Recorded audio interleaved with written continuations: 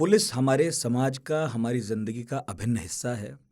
और अक्सर जब हम किसी मुसीबत में फंसते हैं तब चाहते ना चाहते हुए पुलिस के पास हम जाते ही हैं। फिर कुछ लोगों के अच्छे एक्सपीरियंस भी हैं, कुछ के बुरे भी हैं। आज के पॉडकास्ट में, आज के पढ़ाकू नितिन में हमारे साथ पद्मश्री प्रकाश सिंह हैं। और प्रकाश जी जो हैं वो हिंदुस्तान की सबसे बड़ी पुलिस फोर्स के मुखिया रहे, यानी कि यूपी में डीजीपी रहे, असम में भी डीजीपी रहे, और फिर बॉर्डर सिक्योरिटी फोर्स की कमान भी संभाली आपने। इसके अलावा जब वो रिटायर हुए तो मुझे बड़ा अचंभा होता है कि पता नहीं कैसे लोग इतना काम कर लेते हैं। तब से वो लगातार सक्रिय हैं, किसी ना किसी जांच एजेंसी का हिस्सा बने रहते हैं। और छोटी मोटी जांच नहीं है उनके हिस्से में, बड़ी बड़ी जांच हैं। एक तो जितना मुझे याद आता है, हरियाणा में जो जाटों ने रिजर्वेशन की मांग पर एक बड़ा आंदोलन किया था, उसमें कुछ हिंसा हुई थी, तो आपने रिकॉर्ड टाइम में एक रिपोर्ट सबमिट की थी, मेरा ख्याल है 73 दिनों में। तो हिंदुस्तान के इतिहास में जितना नोन है मुझे, जितना मुझे मालूम है नोन इतिहास में, तो वो अपने आप में कीर्तिमान है जिस सक्रियता से आपने वो रिपोर्ट तैयार की और सबसे कम दिनों में इतनी मोटी भारी भरकम रिपोर्ट सबमिट की थी। अच्छा, इंडियन पुलिस फाउंडेशन ये एक बड़ी संस्था है और पुलिस रिफॉर्म्स पर काम करती है। उसमें भी प्रकाश जी चेयरपर्सन रहे। 5 साल बाद उन्होंने पद तो छोड़ा लेकिन काम करने का मुंह छोड़ नहीं पाए, तो अभी भी वहाँ पर पैटर्न के तौर पर हैं। तो आपका बहुत बहुत स्वागत है सर। और हिंदुस्तान के जो बड़े पुलिस अधिकारी हैं उनमें कुछ मशहूर हैं, उनमें से एक आप हैं। और आपने वक्त दिया, आप इतने बिजी रहते हैं, इसके लिए वाकई मैं आपका बहुत बहुत शुक्रगुजार हूँ। तो मैं ना आपकी किताब पढ़ रहा था और ये किताब पिछले साल आई थी हालांकि जी। और इस किताब में पुलिस रिफॉर्म्स को लेकर बहुत शानदार बातें हैं और तब मैंने सोचा कि आपको बुलाना ही चाहिए, आपसे तो बात करनी पड़ेगी। जी जी। तो एक तो मुझे ये बताइए, जो मेरे मन में हमेशा से रहा आपको लेकर खासकर, ये आप तो रिटायर भी हो गए, इतना काम भी कर लिया, इतनी ऊर्जा या वो जिज्ञासा या वो प्यास, वो उत्सुक, मतलब क्यों आप इतनी मेहनत कर रहे हैं? आपको क्या लग रहा है कि पुलिस में कहाँ कमी रह गई कि आप उसके लिए इतना लगे हुए हैं कि रिफॉर्म हो जाए, कोई सुधार हो जाए? कमी क्या है? देखिए, 35 साल मैंने पुलिस की नौकरी की और बड़ी निष्ठा से और बड़ी लगन से काम किया। और मेरे लिए कोई, देखिए सच्ची बात यह है कि मैंने पुलिस की नौकरी, ये नहीं कि मेरा जीविकापार्जन इससे हो रहा है। जीविकापार्जन की बात केवल होती तो शायद मैं 5-6 साल बाद नौकरी छोड़ने के मूड में था। अच्छा। पर धीरे धीरे मैं जब नौकरी करता गया और धीरे धीरे जैसे जैसे पद मेरे ऊपर मैं बढ़ता गया, मुझे ये लगा कि ये जनसेवा का बहुत ही सशक्त माध्यम है। अगर आदमी इस भावना से काम करे तो पुलिस में जितना स्कोप है लोगों की भलाई करने का, लोगों का आंसू पोंछने का, लोगों का दुख दर्द दूर करने का, जितना मौका ये विभाग देता है उतना शायद कोई विभाग नहीं देता। ये तो प्रदेश स्तर पे। और जब मैं केंद्र में गया तो मैंने देखा कि राष्ट्र की सुरक्षा में योगदान का भी बड़ा ज़बरदस्त इससे एक मौका मिलता है। तो पंजाब में, नागालैंड में, सब जगह मैंने काम किया। मुझे हमेशा मेरा मोटिवेशन यही रहा कि मैं देश की सुरक्षा में भले 0.01% ही कर रहा हूँ, पर कुछ योगदान मेरा हो रहा है। और यही मेरा फिर मोटिवेशन बन गया और इसी मोटिवेशन से मैं काम करता रहा। तो पर नौकरी ख़त्म करने के बाद 35 साल की नौकरी का जब पूरा उसके अनुभवों का निचोड़ मैंने ये देखा कि प्रदेश में, मैं केंद्र की बात नहीं कर रहा हूँ, प्रदेश में ईमानदारी से अगर काम किया जाए और क्या कहा जाए, अराजक तत्वों के विरुद्ध, मतलब यह है कि no quarters will be given to them, और उनके खिलाफ प्रहार किया जाए, सख्त प्रहार किया जाए, तो ऐसा करने में रुकावटें आती हैं। रुकावटें आते हैं, वेस्टेड इंटरेस्ट काम करने लगते हैं और मतलब बदमाशों का एक मतलब नाम से तो नहीं जाना था, पर उनका एक ट्रेड यूनियन जैसा है। वो बदमाश मिलके फिर आपको फ्रस्ट्रेट करते हैं, आपको काम नहीं करने देते, नेताओं से शिकायत करके गलत अनर्गल बातें कह के आपको हटवा देते हैं, आपको प्रताड़ित करने की योजना बनाते हैं। और मैंने देखा कि बहुत सारी रुकावटें, और सही काम करने में हमेशा कहीं ना कहीं वेस्टेड इंटरेस्ट से, इस्टेब्लिशमेंट से, एग्जीक्यूटिव से, राजनीतिक आकाओं से आपका टकराव हो जाता है। वो कहते हैं ये काम ऐसा ये क्यों कर रहा है, और वो उसमें रुकावट डालते हैं। और जब रुकावट डालते हैं तब परेशानी होती है। या तो आप काम करते जाइए और उसके लिए सज़ा भुगतने को तैयार रहिए, उसका खामियाजा भुगतने के लिए तैयार रहिए, और या आप फिर उसी गंदी धारा में बहने को तैयार हो जाइए।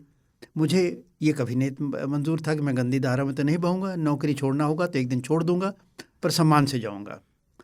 पर इस तरह मेरे जो टकराव होते रहे अलग अलग स्टेज पे, और जो मुझे सेटबैक्स हुए, मुझे जो धक्का लगा, मुझे जो प्रताड़ित किया गया, मुझे मतलब मानसिक क्लेश हुआ, सबसे मैंने सोचा कि नहीं, व्यवस्था में कुछ गड़बड़ी है और उसको समझने की ज़रूरत है। तो अंदाज़ तो खैर हो गया था क्या व्यवस्था में गड़बड़ी है, पर मैंने अपने अनुभवों के बाद मैंने सोचा कि जितनी इंक्वायरी रिपोर्ट्स हैं कमीशन के, वो सब पढ़ो। सब मैंने ध्यान से पढ़ा, पहले सरसरी निगाह से अपना मतलब की बातें निकाल लेते थे, ध्यान से पढ़ा। फिर मुझे लगा कि नहीं, व्यवस्था में परिवर्तन की ज़रूरत है, और जब तक व्यवस्था में परिवर्तन नहीं होगा तब तक एक अधिकारी जो जिसमें सत्यनिष्ठा है, जो ईमानदारी से काम करना चाहता है, उसको दिक्कतें आती रहेंगी। तो आने वाली पीढ़ियों के लिए, आने वाले पुलिस अधिकारियों की पीढ़ियों के लिए, उनसे और उससे भी ज़्यादा कि जनता को पुलिस से न्याय मिले और जनता की अपेक्षाओं पे पुलिस खरी उतर सके, इस व्यवस्था में परिवर्तन ज़रूरी है। और ये जनता की अपेक्षाओं के लिए, जनता का कष्ट पुलिस सही माने में सही तरीके से दूर कर सके, ऐसी पुलिस बन सके, इसके लिए ये मेरा एक सपना था। और उसी सपने को साकार करने के लिए जहाँ तक हो सके मैंने कुछ रिकमेंडेशंस दी, और सुप्रीम कोर्ट ने सौभाग्य से उसको स्वीकार किया।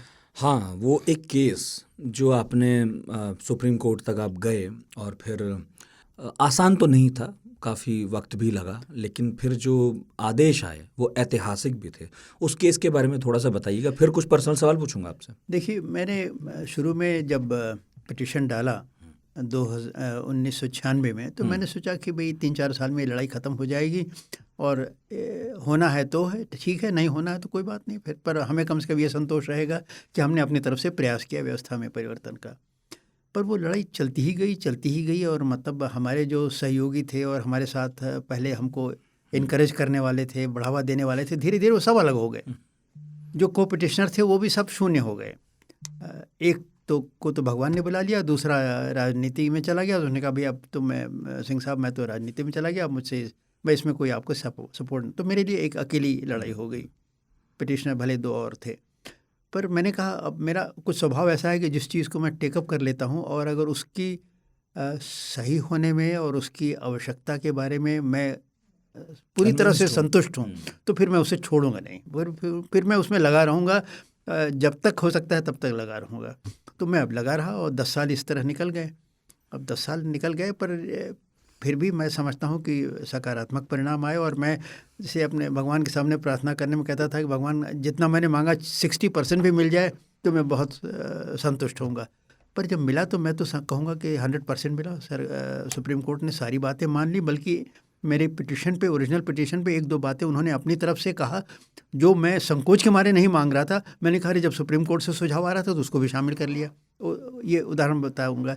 जैसे मैंने अपने पिटीशन में केवल ये कहा था कि डायरेक्टर जनरल पुलिस को 2 साल का टेन्योर होना चाहिए सामान्य परिस्थितियों में। तो चीफ जस्टिस साहब ने, वो महाराष्ट्र के थे, उन्होंने कहा कि but why 2 years only for the chief justice, why not for the superintendent police and the SHO also. केवल डीजीपी नहीं, नीचे वाले भी 2-2 साल। तो जो लोग ऑपरेशनल ड्यूटीज़ में हैं सबके लिए उन्होंने सुझाव दिया। तो फिर मैंने पिटीशन संशोधित करके उस पॉइंट को भी आगे बढ़ाया, और वो पॉइंट भी मतलब मान लिया गया बाद में। तो इस तरह सुप्रीम कोर्ट का भी बड़ा एक रचनात्मक। क्या क्या मेन पॉइंट्स थे जो सुप्रीम कोर्ट ने कहा कि सरकारें माने? देखिए, 6 बिंदु थे। ठीक है। पहला बिंदु था स्टेट सिक्योरिटी कमीशन का गठन। ठीक है। और स्टेट सिक्योरिटी कमीशन का उद्देश्य ये होगा कि ये सुनिश्चित करेगा 2 बातें। एक तो ये कि राज्य सरकार पुलिस के दैनिक कार्यों में दखल न दे। अच्छा। ये एक तरह से बीच में शॉक ऑब्जर्वर की तरह रहेगा। हाँ। दूसरा ये कि राज्य पुलिस अपने अधिकारों का अतिक्रमण करके काम न करे, मतलब दोनों को कंट्रोल में रखे, राज्य सरकार को भी और राज्य पुलिस को भी। ठीक है। ये स्टेट सिक्योरिटी कमीशन की जिम्मेदारी होगी। और स्टेट सिक्योरिटी कमीशन का गठन ऐसे होगा कि इसमें 50% तो होंगे सरकारी प्रतिनिधि जी, मतलब चीफ मिनिस्टर होगा, होम मिनिस्टर होगा, DGP होगा वगैरह, और 50% होंगे सिविल सोसाइटी से ऐसे व्यक्ति जिनकी प्रतिष्ठा बहुत अच्छी है और जिनकी देश के प्रति प्रतिबद्धता और समाज सेवा की भावना के बारे में किसी को संदेह नहीं। तो ऐसा जब कमीशन होगा, मतलब बैलेंस्ड होगा सरकारी प्रतिनिधि और उनमें, हाँ। तो ये बात हो सकती है कि दोनों को कंट्रोल में रखें। स्टेट सिक्योरिटी कमीशन का गठन होगा। दूसरी बात ये थी कि डायरेक्टर जनरल पुलिस का जब चयन हो जाता है एक निर्धारित प्रक्रिया द्वारा, और प्रक्रिया के लिए हमने सुझाव दिया। अभी तक तो ये था कि चीफ मिनिस्टर साहब ये देखते थे कि 5-6 आदमी हैं, इसमें कौन हमारा चमचागिरी अच्छी करेगा, उसको डीजीपी बना देते थे। हमने कहा ये ठीक नहीं है। चीफ मिनिस्टर का अधिकार तो है डीजीपी चुनने का, उसको तो हम उससे नहीं ले सकते, परंतु हम उनका जो चयन का जो क्षेत्र है उसको हम सीमित कर सकते हैं। तो हमने कहा कि राज्य सरकार जो लोग एलिजिबल हैं प्रमोशन के लिए, डीजीपी का पद ग्रहण करने के लिए एलिजिबल हैं, इनके सबके नाम भेज दे यूपीएससी के पास। यूपीएससी उसके बाद उनका कैरेक्टर रोल देख के जो 3 श्रेष्ठ अधिकारी हैं उनका एक पैनल बनाया। अच्छा। सीनियरिटी के हिसाब से। अच्छा। जैसे पहले नंबर 1 को लिया, नंबर 2 खराब है तो नंबर 3 पे चले गए, 4-5 खराब है तो 6 पे चले गए। पर 3 अधिकारियों का उन्होंने एक पैनल बनाया, वो पैनल चीफ मिनिस्टर के पास गया और उसमें से एक आदमी का चयन हो जाएगा डीजीपी के पद पे। तो ये था कि मतलब अगर मान लीजिए हमने ABC 3 आदमियों को चुना और C को कम नंबर हैं, परंतु C को भी इतने नंबर हैं कि अगर उसका भी चयन होता है तो वो भी योग्य है, राज्य पुलिस की गाड़ी ठीक से चलेगी, चला लेगा। पर मुश्किल ये था कि अगर आप एकदम निकृष्ट आदमी को ले लें जिसमें कोई रोक नहीं थी, जाति के आधार पर ले लें, किसी पर्सनल फेवर के आधार पर ले लें, तो मतलब फिर राज्य सरकार को मतलब राज्य को 2 साल वो आदमी को झेलना पड़ता था। तो इस तरह डीजीपी का चयन हो गया, और जब चयन हो गया तो 2 साल तक आप उसको काम करने दीजिए, बशर्ते कि उसके विरुद्ध कोई गंभीर भ्रष्टाचार के आरोप या और कोई ऐसे गंभीर आरोप लग जाए तो आप हटा सकते हैं। हटाने का प्राविधान है, स्टेट सिक्योरिटी कमीशन से पूछ के आप हटा भी सकते हैं। पर ये नहीं, ऐसा नहीं कि 2 साल बन गए अब आपकी जिम्मेदारी हो गई, अब आप लूटपाट करिए चाहे जो करिए, कोई ऐसा भी नहीं है। आपको योग्यता के आधार पर बनाया गया और योग्यता आपको दिखाते चलना पड़ेगा 2 साल तक। ये डीजीपी का चयन हो गया। फिर इसके बाद ये था कि जो अन्य अधिकारी ऑपरेशनल ड्यूटीज़ पे हैं, जैसे इंस्पेक्टर जनरल इंचार्ज जोन है, डीआईजी इंचार्ज रेंज है, एसपी इंचार्ज डिस्ट्रिक्ट है, एसएचओ इंचार्ज थाना है, इनका भी 2 साल का कार्यकाल रहेगा सामान्य परिस्थितियों में। 3 हो गए। चौथा ये था कि इन्वेस्टिगेशन लॉ एंड ऑर्डर को अलग अलग स्टाफ होगा। अभी होता क्या था कि साहब मान लीजिए प्राइम मिनिस्टर आ गए या कोई प्रदेश शहर में बलवा हो गया, तो भैया तुम कोई भी काम कर रहे हो, चलो सब लोग चलो मिलके इस स्थिति से निपटो। इसमें होता ही क्या था कि बड़े शहरों में हर तीसरे चौथे दिन कोई वीआईपी आ रहा है, कोई मेला हो रहा है, कोई स्टूडेंट एजिटेशन, लेबर प्रॉब्लम, कुछ ना कुछ है, तो वो इन्वेस्टिगेशन वाला आदमी अपनी डायरी तो वहाँ घर में रख के फिर लाठी लेके चलता था कि चलो स्थिति का मुकाबला किया जाए। तो हमने कहा नहीं, इन्वेस्टिगेशन का स्टाफ अलग करिए और वो केवल तफ्तीश करेंगे, और तफ्तीश में उनकी ड्यूटी से डाइवर्ट नहीं किया जा सकता, उनको मतलब फिर लॉ एंड ऑर्डर में नहीं जाएंगे। तो यह है कि इसके लिए लॉ एंड ऑर्डर के लिए कुछ अतिरिक्त स्टाफ की ज़रूरत पड़ेगी, क्योंकि वो आदमी अब हमको नहीं मिलेंगे, तो अतिरिक्त स्टाफ दीजिए, पर लॉ एंड ऑर्डर के लिए अलग रहिए। और ये तीसरी चीज़, ये चौथी चीज़ थी।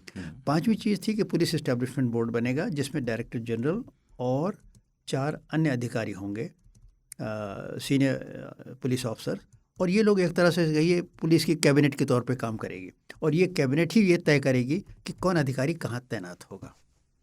और इनको ये था कि कांस्टेबल से लेके डिप्टी एसपी रैंक तक के अधिकारी का तो इनको कोई दखल नहीं होगा, ये पूरा खुद ही करेंगे। और डिप्टी एसपी के ऊपर यानी एसपी और आईजी तक के रैंक के लिए यह स्टेट गवर्नमेंट को संस्तुतियाँ करेंगे, और सामान्यतः राज्य सरकार उन संस्तुतियों को मान लेगी, और अगर उससे नहीं मानती है तो कारण बताएगी, कारण बताते हुए उसको ओवर रूल कर सकती है। ठीक है। ये पुलिस स्टाफ मतलब कि आप टीम के कैप्टन हैं जो डीजीपी, तो आप प्लेयर्स कौन सेंटर फॉरवर्ड खोलेगा, कौन लेफ्ट आउट खोलेगा, आप तय करेंगे। फिर 6वां ये था एक पुलिस कंप्लेंट्स अथॉरिटी।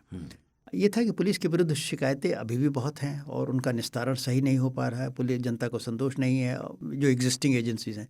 तो एक कंप्लेंट्स अथॉरिटी बनाई जाए जिला स्तर पे भी और राज्य स्तर पे भी। जिला स्तर पे उसके चेयरमैन होंगे एक रिटायर्ड डिस्ट्रिक्ट एंड सेशंस जज, और राज्य स्तर पे उसके होंगे रिटायर्ड हाई कोर्ट या सुप्रीम कोर्ट के जज, और उनको दो तीन आदमी राज्य स्तर पे, 2-3 आदमी और नीचे स्तर पे उनको असिस्ट करेंगे। वो लोग फिर अलग से लिए जाएंगे ह्यूमन राइट्स कमीशन से या कहीं सिविल सोसाइटी के। ये तो 6 हो गए। 7वां निर्देश उनका था केंद्र के लिए कि एक नेशनल सिक्योरिटी कमीशन बने, जिसमें कि सारे केंद्रीय पुलिस बल हैं वो उसके सब लोग सदस्य हों, जिसका होम सेक्रेटरी उसका चेयरमैन हो, और ये केंद्रीय पुलिस बलों से संबंधित मामलों पे ये सुनिश्चित करें कि फोर्स का उपयोग सही हो रहा है और इसकी एफिशिएंसी बढ़ाने के लिए और क्या क्या किया जा सकता है, ये सब बातें। ये तो इस तरह 7 निर्देश थे, और ये 7 निर्देश सुप्रीम कोर्ट ने 2006 में दिए थे, और इनको इम्प्लीमेंट कराने के लिए अब 2006 से 2022 तक 16 साल हो 17 गए साल तो संघर्ष चल रहा है। मुझे वही, हाँ, तो मैं यही पूछना चाह रहा था कि सुप्रीम कोर्ट में आपकी इतनी लंबी लड़ाई चली, फिर सुप्रीम कोर्ट ने भी अपनी तरफ से चलिए फैसला भी सुना दिया, ऐतिहासिक माना गया, पुलिस रिफॉर्म्स के इतिहास में तो बहुत बड़ी बात मानी गई। मगर यही मैं आपसे पूछना चाह रहा था कि 17 साल हो गए, 1.5 दशक हो गए, सरकारों ने मान लिया, ऐसा हो रहा है? देखिए, सरकारों ने माना तो नहीं है और सरकारें चाहती भी नहीं है कि ये लागू किया जाए, क्योंकि हर सरकार का ये मंशा है कि पुलिस हमारे कंट्रोल में रहे। है ही कंट्रोल में, मैं तो कंट्रोल में रही वर्तमान क्योंकि व्यवस्था में है संवैधानिक रूप से भी, और हाँ। ये चाहते हैं कि वो कंट्रोल हमारे हाथ से न जाए। हम्म, पुलिस को स्वायत्तता जो इन निर्देशों के द्वारा मिल सकती थी वह वो नहीं देना चाहते। हाँ। पुलिस चाहती है, हम लोग ये चाहते हैं कि पुलिस जब कोई स्थिति हो तो ये न पूछे कि साहब होम सेक्रेटरी साहब या चीफ मिनिस्टर साहब का क्या आदेश है। कानून की किताब है, आईपीसी है, सीआरपीसी है, सही बात है। एविडेंस एक्ट है, भारत का संविधान है, इसको Accordingly act देखिए कर लें। और अन्य बहुत सारे एक्ट्स हैं, उनको देखिए और उसके मुताबिक जो काम हो काम करिए। ठीक। मतलब रूल ऑफ लॉ, हम्म, कानून है उसको हम इन्फोर्स करें, ये हम चाहते हैं। पर सरकार चाहती है कि रूल ऑफ लॉ, ठीक है, कहने के लिए तो अच्छी बात है, परंतु रूल ऑफ लॉ में जहाँ हमारी जैसी मंशा हो उसके हिसाब से उसको जरा घुमाते फिराते रहिए, तोड़ते मरोड़ते रहिए। सरकारें ये चाहती हैं और इसका नुकसान ऐसे अपोजिशन पार्टी को हमेशा होता है, क्योंकि उनके आदमी बंद हो जाते हैं, फर्जी मुकदमे लग जाते हैं और रूलिंग पार्टी के आदमी वो गुंडई करके भी बच जाते हैं। उनके पास तो सेना हो जाती है, हाँ। वो सेना की तरह काम करवाते हैं वो पुलिस बच से। जाते हैं। तो सवाल यह है कि अपोजिशन पार्टीज इसके बारे में क्यों नहीं अपनी प्रतिबद्धता दिखाती। दुर्भाग्य इस देश का यह है कि ये लोग हमेशा इस लालच में हैं कि एक दिन हम कुर्सी पर बैठेंगे फिर हम भी यही काम करेंगे। तो मतलब वो आदमी उस सुनहरे दिन का इंतज़ार करते हैं कि हम कुर्सी पे बैठे और हम भी इन इन्फोर्समेंट एजेंसीज का उसी तरह दुरुपयोग करके अपने राजनीतिक एजेंडा को आगे बढ़ाएं। ये हमारा देश का दुर्भाग्य है और मतलब कोई पुलिस को नहीं चाहता कि वो रूल ऑफ लॉ के मुताबिक काम करे, बल्कि रूल ऑफ लॉ ऐसे आदमियों को जिनसे हमारा कोई लेना देना है वहाँ तो आप चला दीजिए, पर जिनका कोई भी प्रभाव है, राजनीतिक प्रभाव है, रुपए का प्रभाव है, कोई और क्लाउट है किसी तरह का भी, तो ऐसे आदमियों के लिए तो भाई ज़रा हम बताएंगे आप कैसे काम करिए। लेकिन देश की सबसे बड़ी अदालत ने फैसला सुनाया था। आपसे मैं समझना चाहूँगा कि वो कौन सी आड़ है जिसमें सरकारें खुद को बचा ले गईं, वरना अगर ज्यों की त्यों कहीं लागू हो जाती तो 100% ना सही 70%, 60%, 50% नतीजा तो आया होता। देखिए नितिन, ऐसा है, इस देश की एग्जीक्यूटिव ने या साफ साफ कहूँ तो ब्यूरोक्रेसी ने, they have mastered the art of circumventing supreme court orders. They have mastered the art कि हम अनुपालन नहीं भी करेंगे पर अनुपालन नहीं करने का ढोंग भी कर लेंगे और उससे हम अपने आप को बचा लेंगे। अनुपालन करने का ढोंग कर लेंगे, करेंगे। हाँ, जी, अनुपालन करने का ढोंग कर लेंगे, पर वास्तव में अनुपालन नहीं करेंगे। ये उन्होंने दे हैव मास्टर्ड दिस आर्ट। और कितने ऑर्डर्स होते रहते हैं, सुप्रीम कोर्ट और जुडिशरी चिल्लाती रहती है, ये हमने कब हुक्म दिया था पर आप करते क्यों नहीं हैं। तो ये एक बड़ी भारी समस्या है। तो हुआ क्या है, इन लोगों ने किया क्या, सबसे बड़ा मास्टर स्ट्रोक जो स्टेट्स ने खेला। जजमेंट में एक जगह ये लिखा था कि यह आदेश तब तक लागू रहेंगे जब तक कि केंद्र या राज्य सरकारें इस विषय पर एक नया पुलिस एक्ट नहीं पास कर देती। तो सुप्रीम कोर्ट को ये आशा थी कि हमने अब निर्देश दे दिया है, इसी के अनुरूप वो आदेश अपना बना देंगे। सुप्रीम कोर्ट की मजबूरी ये थी कि सुप्रीम कोर्ट, देखिए, वह जहाँ लेजिस्लेटिव वैक्यूम है यानी कानून नहीं है वहाँ वो डायरेक्शन दे सकते हैं, बिल्कुल, परंतु लेजिस्लेट नहीं कर सकते, कानून नहीं बना सकते। संसद बनाएगी। तो उन्होंने ये देखा कि यहाँ वैक्यूम है, तो उन्होंने कहा कि नहीं, इसमें हम ये डायरेक्शन दे रहे हैं, 7 डायरेक्शन उन्होंने दे दिए। पर उनको अपने ऑर्डर्स में ये लिखना पड़ा कि यह 7 डायरेक्शन, ये 7 निर्देश तभी तक लागू होंगे जब तक कि राज्य सरकारें अपना कानून नहीं बना लेती। ठीक है। अब इन वाक्यों को राज्य सरकारों ने पकड़ लिया, बाकी जजमेंट जाए भाड़ में, और उन्होंने कहा जल्दी से कानून बना दो। और कानून उन्होंने क्या बनाया, जो वर्तमान व्यवस्था थी उसी को कानूनी जामा पहना दिया। अच्छा। या उससे भी बुरा कर दिया। मतलब अपनी पकड़ पुलिस पे और मजबूत कर ली और सुप्रीम कोर्ट से कह दिया अब तो हमने कानून बना लिया सर, अब तो आपका पर्यवेक्षण होगा नहीं। आपने तो खुद ही कहा था जब कानून बना लोगे तो हम तो ये बातें मतलब उस तरह से मत मानना, हाँ, कानून बना के मानना। अब कानून लेकिन बना के- कानून बनाया, वो बातें नहीं मानी। वो बातें नहीं मानी, बातें मानने का उसमें आडंबर रखा, परंतु उसको जब आप गहराई में उसको एग्जामिन करिए तो वो तो पुरानी कहानी देखिए है। कि भाई ये क्या है यार, ये तो तुम बेवकूफ़ बना रहे हो जनता को और सुप्रीम कोर्ट की आंख में धूल झोंक रहे हो। ये समस्या हो गई। कागज़ पे वो कहते नहीं साहब सुप्रीम कोर्ट के आदेशों का पालन हो रहा है, पर उसके बाद हमने सुप्रीम कोर्ट को बताया कि भाई ये पालन कहाँ हो रहा है। देखिए किताब में तो आपने जो रखी है इसमें बात विस्तार में कई बार बात हुई। हमने जब बातें बार बार रखी तो सुप्रीम कोर्ट भी परेशान हो गई कि भाई ये पिटिशनर कुछ कहता है, राज्य सरकार कुछ कहते हैं। तो मैंने कहा साहब इसमें कोई इंडिपेंडेंट आप जांच एजेंसी बना दीजिए। तो उन्होंने फिर एक जस्टिस थॉमस कमेटी के नेतृत्व में एक कमेटी बैठा दी कि साहब आप बताइए कि सचमुच में पालन हो रहा है नहीं हो रहा है। ये लोग तो कह रहे हैं पालन हो रहा है। तो जस्टिस थॉमस 2008 में उनको चेयरमैन नियुक्त किया गया और उनको एक IAS अधिकारी, सर्विंग IAS अधिकारी, और एक रिटायर्ड IPS अधिकारी दिया गया। दोनों बड़े योग्य अधिकारी थे कि भैया जरा आप हमें सही स्थिति बताओ, पिटिशनर कुछ बोलता है, राज्य सरकारें कुछ बोलती हैं। अब इस कमेटी की हालत सुनिए। IAS अधिकारी ऐसा बहुत ही ब्रिलियंट अधिकारी था, पर उसका 1 पॉइंट एजेंडा था कि ये कमेटी कुछ सकारात्मक रिकमेंडेशन दे ही ना पावे। मतलब मैं हैरत में था। मैंने उस कमेटी के प्रोसीडिंग्स में मुझको बुलाया जाता था कि आप भी बैठिए, और बाद में मुझसे भी कुछ पूछा जाता था। तो मैंने कहा भाई मुझे हैरत ये होती थी कि जज साहब इसको ठिकाने क्यों नहीं लगाते। अरे क्या उनको समझ में नहीं आ रहा? उनको समझ में आता था, पर वो इतने भले आदमी थे, सज्जन आदमी थे। तो सज्जनता भी मतलब सज्जनता की भी एक सीमा रखनी चाहिए।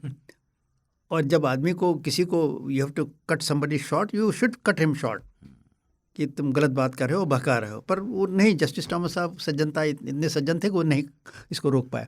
इसलिए 2 साल की अवधि में वो मतलब 1 साल 8 महीना हो गया, अभी कुछ हुआ ही नहीं था। तो फिर सुप्रीम कोर्ट ने कहा भाई अब आपको रिपोर्ट दीजिए। हम लोगों ने भी कहा साहब ये कितने दिन चलाएंगे, रिपोर्ट दें जल्दी से। तो फिर जस्टिस थॉमस ने पुलिस अफसर से कहा भैया देखो कुछ रिपोर्ट बना दो, अब दे दो। तो वो 4 स्टेट का उन्होंने भ्रमण किया। कमल कुमार उनका नाम था, बड़े योग्य अधिकारी। 4 स्टेट का भ्रमण किया और 4 स्टेट के बारे में स्थिति बना दी, और बाकी के बारे में उन्होंने general observations on the basis of जो उन्होंने स्टेटमेंट वगैरह दाखिल किया था उसके आधार पर उन्होंने दे दिया। और पर उन्होंने ये लिखा कि मुझे इस बात की वी आर डिसमेड, यही शब्द उनके थे, बाय द टोटल इंडिफरेंस, ये उनके शब्द थे, by the total indifference of the states to the cause of police reforms. ये इतना तो उन्होंने लिखा। और उन्होंने कहा कि हर राज्य में यही प्रयास है कि इनका अनुपालन जमीनी स्तर पे ना हो सके। कागज़ पे भले हम कुछ भी दिखा दें। तो उसके बाद भी पर सुप्रीम कोर्ट ने कुछ जो डंडा चलाना चाहिए वो नहीं चलाए। मतलब भाई अब तो आपके सामने रिपोर्ट आ गई, अब डंडा चलाइए। डंडा उन्होंने चलाया नहीं है। वो भी शराफत में, जब उनके सामने हम कंटेम्प्ट पिटीशन भेजें तो कहते थे नहीं अभी हम ज़रा और कोशिश कर लें। और कोशिश करते कुछ जजेस ने कोशिश किया, कुछ जजेस ने टाइम पास किया, और इस तरह 16 साल निकल गए। पिछले 3 साल तो पेंडेमिक में निकल गए। 3 साल से वो एक डीप फ्रीज में हमारा पड़ा हुआ है केस। कोशिश की है और मेरे ख्याल में अगले 1-2 महीने में ये केस फिर से पुनर्जीवित होगा और इसकी फिर से मॉनिटरिंग होगी। और मुझे उम्मीद है कि वर्तमान चीफ जस्टिस इसमें कुछ ठोस प्रगति लाएंगे। आप इतने बड़े पुलिस अधिकारी रहे, आपका इतना भारी भरकम प्रोफाइल, इतना बढ़िया आपका प्रभाव, सब आपकी बात सुनते भी होंगे ऐसा हमें लगता भी है। पुलिस की अपनी एसोसिएशंस भी हैं, संगठन भी हैं। क्या पुलिस खुद भी नहीं चाहती? क्या एक संस्थान के तौर पर ये ऑर्गेनाइजेशन बिल्कुल नहीं चाहता कि इसके हाथ में भी कुछ? आपने बड़ी कमज़ोर नब्ज पकड़ ली। देखिए पुलिस एसोसिएशन, IPS एसोसिएशन हर स्टेट में है। ये लोग सब सर्विस वाले अधिकारी हैं। सेवा में रहते यह पुलिस सुधार की बात करने में डरते हैं कि अगर हमने पुलिस सुधार की बात की तो सरकार नाराज़ हो जाएगी, और सरकार नाराज़ हो जाएगी तो कहीं उठा के पटक देगी। तो कोई एसोसिएशन इस बारे में इनफॉर्मली आप बात करिए तो हाँ सर होना चाहिए, ये होना चाहिए, पर फॉर्मली इस दिशा में कुछ कदम उठाएं, आवाज़ उठाएं, मेमोरेंडम दें, रेजोल्यूशन पास करें, सरकार के पास डेलीगेशन ले जाएं, ऐसा कुछ नहीं करते। ये एसोसिएशंस की हालत है। और इसमें रिटायर्ड अधिकारी ही अपना इस ओखली में सिर डाल सकता है। और रिटायर्ड अधिकारी भी, अब ज़्यादातर लोगों को आप मैंने कोशिश की कि हर स्टेट में रिटायर्ड अधिकारियों का एक समूह बना दूँ, वो मैं नहीं बनाया। मैं शुरू में बना दिया 4-5 स्टेट में, पर वो 6 महीने में सब निष्क्रिय हो गए और इसमें कोई लगना नहीं चाहता। वो लोग सोचते हैं कि ये प्रकाश सिंह पागल आदमी है, इसको काम करने दो, ये जो काम कर रहा है ये खुद ही अकेले कर रहा है, करने दो इसको। तो आपको भी कई बार लगता है कि आप हारी हुई लड़ाई लड़ रहे हैं? हारी हुई लड़ाई तो मैं मानता नहीं, हार मैं मानता नहीं। और मेरा ये विश्वास है, दृढ़ विश्वास है, ये समझिए कि मेरी कन्विक्शन है, it is a historical process. इस देश में पुलिस को बदलना है, इस देश को बदलना है, इस देश की पुलिस को बदलना है, इसमें कोई संदेह नहीं है।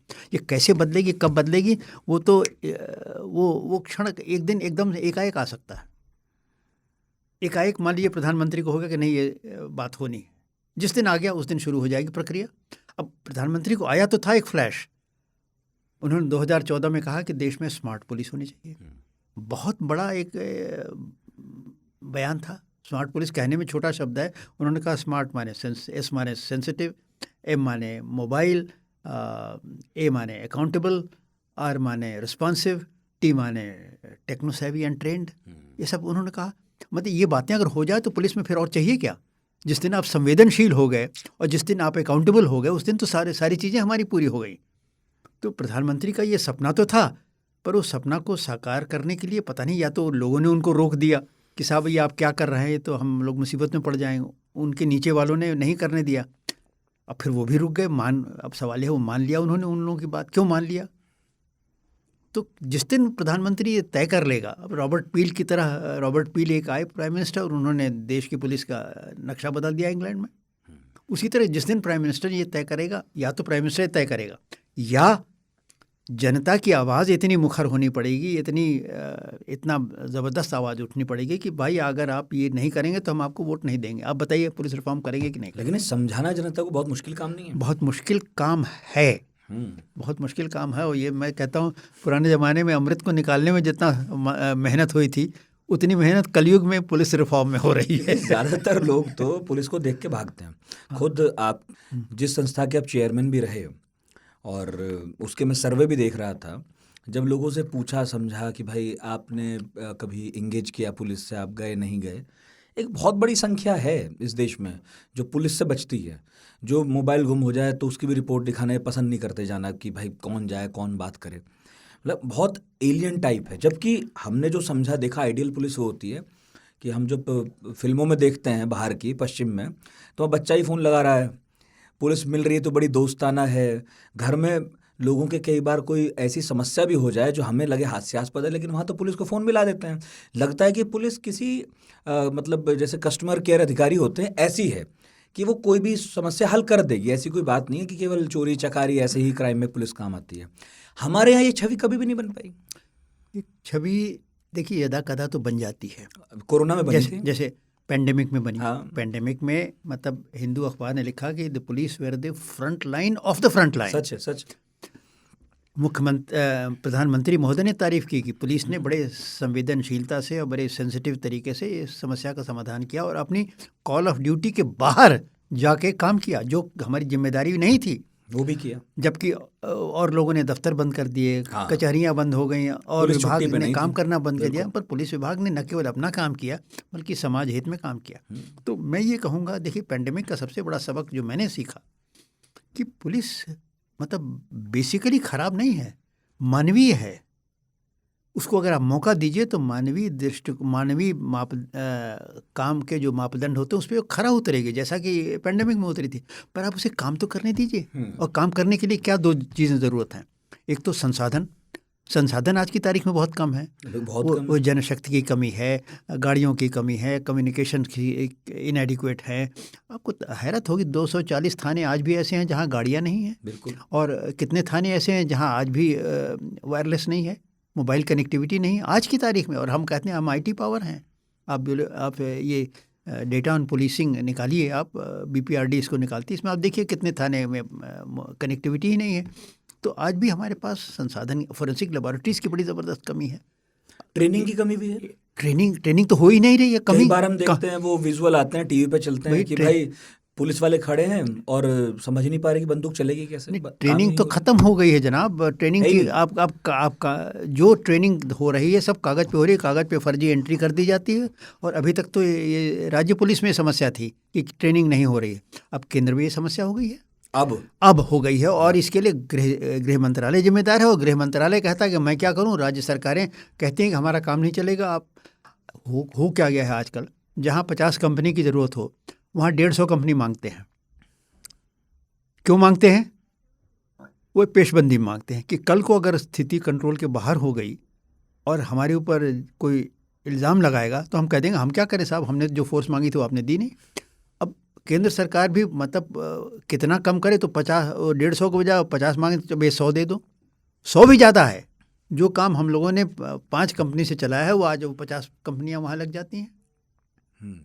तो मतलब ये जो excessive deployment of central forces है, नतीजा है कि इनकी ट्रेनिंग भी नहीं हो रही इस पे तो कोई ध्यान भी नहीं देता। मैं इसलिए कह रहा हूँ कि आम लोगों को आप क्या समझा पाएंगे। मतलब ये सब तो वो है कि आप चूंकि इस व्यवस्था में थे तो आप समझ पा रहे होंगे, आप कह भी पा रहे हैं, लोगों को पता नहीं है।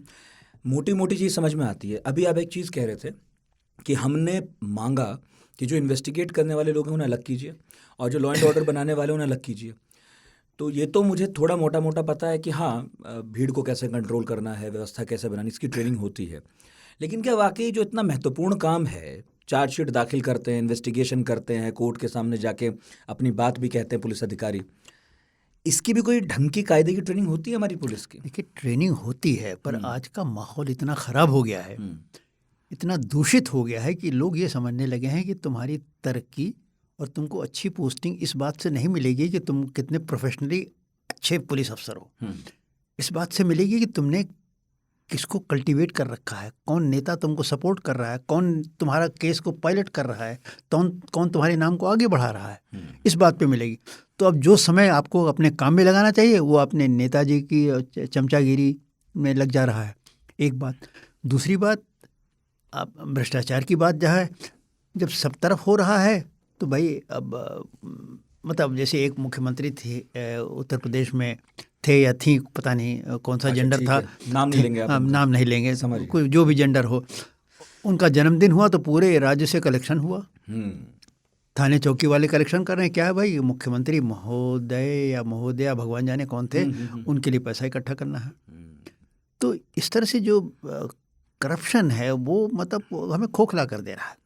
और प्रोफेशनल एक्सेलेंस पे कोई जोर है ही नहीं। आप आगे बढ़ेंगे प्रोफेशनल एक्सेलेंस से नहीं बढ़ेंगे, ईमानदारी से नहीं बढ़ेंगे, आप रूल ऑफ लॉ इन्फोर्स करके नहीं बढ़ेंगे। आप प्रोफेशनल एक्सेलेंस, आप थोड़ा सा समय के साथ चलिए और ज़रा, आजकल एक बड़ा अच्छा शब्द निकाला, टैक्टफुल होइए। टैक्टफुल होइए मतलब नेता को नाराज़ मत करिए, उसको इसकी गलत बात मान लीजिए, इतना मानिए कि आप ज़रा आलोचना में भी ना आवे और लगे कि नहीं ठीक काम कर रहे हैं, बड़ा मतलब बैलेंसिंग करते हुए आगे बढ़ते और 2-3 काम हो रहा है आगे बढ़ने के लिए जो आमतौर पर हमें पता चलता है कि एक तो एनकाउंटर स्पेशलिस्ट शब्द ईजाद हुआ था। हाँ, एनकाउंटर पे वो पहले महाराष्ट्र में ही था, महदूद, उसके बाद फिर वो अब दूसरे राज्यों में सुनाई देने लगा। और एक दो आईपीएस मैंने ऐसे भी देखे हैं जो अपनी छवि एकदम सिंघम टाइप बनाना चाहते हैं, तो वो मॉरल पुलिसिंग बहुत करते हैं। मतलब सड़क पे आ गए और ऐसा भाषण दिया, पीछे एक आदमी चल रहा है उनके साथ जो वीडियो बना रहा है, फिर वो यूट्यूब पे अपलोड कर रहा है, फिर उनके बढ़िया व्यूज़ आ रहे हैं। अब मुझे ये नहीं पता, आप बताइए कि ये जो व्यूज़ से पैसा आता है, यूट्यूब मॉनिटरी तो है, यूट्यूब पैसा तो आता है, ये उन साहब के खाते में ही जाता है क्या, और ये सर्विस रूल के खिलाफ नहीं है? देखिए मुझे तो नहीं मालूम है, पर मेरे ख्याल में वो अपनी पब्लिसिटी के लिए करते होंगे, पैसा तो नहीं लेते होंगे। नहीं, पैसा तो नहीं भी लेंगे आप तो भी आएगा, यूट्यूब तो पैसा देगा ही, वो तो देता ही है बाय डिफ़ॉल्ट। अच्छा, अगर आप करेंगे तब ना? हाँ, अगर आपका यूट्यूब चैनल है। किसी और से करवाते होंगे? नहीं तो उनके नाम का यूट्यूब चैनल है, अच्छा, आपके नहीं, अपने नाम का ये यूट्यूब। जांच का विषय हो जाता है, जांच का विषय हो जाता है। और ये मैंने कई पत्रकारों से सुना और आपसे भी आज सुन रहा हूँ कि लोग अपनी पब्लिसिटी के लिए बहुत सारा सोशल मीडिया पे जा रहे हैं। और मैं हमेशा अधिकारियों से कहता हूँ, जब भी देखो, प्रेस को कभी कल्टीवेट मत करो। तुम्हारा अगर काम अच्छा है या तुम काम कर रहे हो तो प्रेस तुम्हारे पास दौड़ा आएगा। मेरा तो व्यक्तिगत अनुभव यही था, मुझे तो ज़्यादा टाइम यही था कि प्रेस मतलब किसको संभालें भाई, हमको ज़रा काम भी करने दो। प्रेस इतना आता था, कभी किसी को मैंने बुलाया नहीं। आज भी मेरे टेलीफोन डायरी में मतलब आप किसी प्रेस वाले का नंबर ढूंढिएगा तो मुश्किल से किसी का मिल जाए, पर फ़ोन रोज आते हैं। काम अच्छा करो, बाद में बाकी चीज़ें अपने आप होती रहेंगी जो तुम चाहते हो, पर तुम जो चाहते हो वहाँ जाते हो और काम को तुम पीछे छोड़ देते हो। ये समस्या हो रही है आज के जनरेशन के हाँ, साथ। तब तो सोशल मीडिया का दौर है। अब तो डीएम साहब, एसपी एसएसपी साहब के फोटोज़, ऐसे बहादुरी वाले वीडियोस। बहादुरी क्या है उसमें? अब कोई हेलमेट ना लगा के जा रहा है, उसे रोक लेते हैं, फिर उसे ऐसा ज्ञान देते हैं, अचानक छापा मार दिया, और वो कैमरा लगातार चल रहा है और आपके पर्सनल यूट्यूब चैनल पर या फेसबुक के पेज पर वो वीडियो जाती है और बड़े अच्छे अच्छे थंबनेल्स के साथ चलती है। तो बस मेरे मन में जिज्ञासा बस थी अब कि किसी बड़े आदमी से पूछूंगा जो आपके जैसा जानकार हो। नहीं, मुझे नहीं ये ठीक मालूम, है क्या? अगर उनके खाते में जा रहा है तो ये जांच का विषय हो जाता है। और ऐसे आज मैंने डीजीपी यूपी का एक बड़ा अच्छा ऑर्डर देखा सोशल मीडिया में जाने के बारे में, और किन परिस्थितियों में जा सकते हैं, कहाँ नहीं जाना चाहिए, सब बड़ा डिटेल आया है। अखबार में आया है। अखबार में जितना मैंने पढ़ा मुझे लगा कि इस तरह की बातें उनके पास भी शिकायत नए गई तरह हो। का चैलेंज भी है फिर। हाँ, हाँ, और शिकायत गई होगी हाँ, तो उसी पृष्ठभूमि में उन्होंने ये आदेश हो निकाला सकता है वैसे हुआ हो। तो एक डीजीपी ने तो इसकी कॉग्निजेंस ली है और इसको रोकने का प्रयास कर रहे हैं। किसी एक पुलिस अधिकारी से मेरी बात हो रही थी, मेरा ख्याल हमारा पॉडकास्ट में ही हो रही थी, तो वो ये कह रहे थे कि कई लोगों ने सिर्फ टूल बना लिया है। वो क्या करते हैं कि मतलब जो लोग होते हैं, जैसे अब किसी सिटी में आपका ट्रांसफ़र हो गया तो वहाँ पर कुछ ऐसे काम किए और वीडियो बनवा के लोगों को अपने पीछे लगा लिया, बड़े मशहूर हो गए आप, शहर ऐसे ही जाके लोगों से मिलना, ये करना, काम छोड़ दिया है, बस यही कर रहे हैं। और फिर जब ट्रांसफ़र की नौबत आती है तो इस तरह का प्रेशर भी बनाते हैं कि देखिए साहब इतना लोकप्रिय अधिकारी है और आप उसे निकाल रहे हैं। अब लोगों को ये थोड़ी पता है कि वो असल में काम कर रहा नहीं कर रहा है, वो तो बीच में घूम रहा है आपके, बस ये सब ये सब उनके सीनियर ऑफिसर्स को ये सब देखना चाहिए। पर अगर सीनियर ऑफिसर भी इसी काम में लिप्त हैं तो कौन किसको देखेगा, कौन किसको राह दिखाएगा? मैं आपकी किताब पढ़ रहा था जी, है ना, इसका नाम है the struggle for police reforms in India, rulers' police to people's police. आपने इसमें ना जो पहला चैप्टर लिखा है उसमें पुलिस के इतिहास के बारे में थोड़ी कोशिश की है बताने की। तो मैंने पढ़ा तो पाया कि जो मेगास्थनीज है मौर्य काल में भारत का दौरा करता है और कहता है कि भारतीय जो है कानून मानने वाले लोग हैं, क्राइम यहाँ पर रेयर है। गुप्त काल के बारे में फाहियान बता रहा है कि भारत में बड़ा शांतिपूर्ण माहौल है, कोई आराम से कहीं भी आ जा सकता है और सीरियस क्राइम जो है वो ना के बराबर है। फिर ये क्या हुआ कि आज बेहतर तकनीक, बेहतर हथियार है हमारे पास, कई तरह के मॉडल्स हैं, अच्छे मॉडल्स हैं, अलग अलग देशों में, अपने अभी इंग्लैंड का भी नाम लिया, वो सब हमारे सामने हैं। लेकिन हमें मेगास्थनीज और फाहियान की बातें पढ़कर हैरानी हो रही है, मजबूर है हैरान होने के लिए, लग रहा है कोई और भारत है। जी हाँ, और भारत तो है ही। एक और किताब है मैक्स मिलर की, अच्छा, what India can teach us.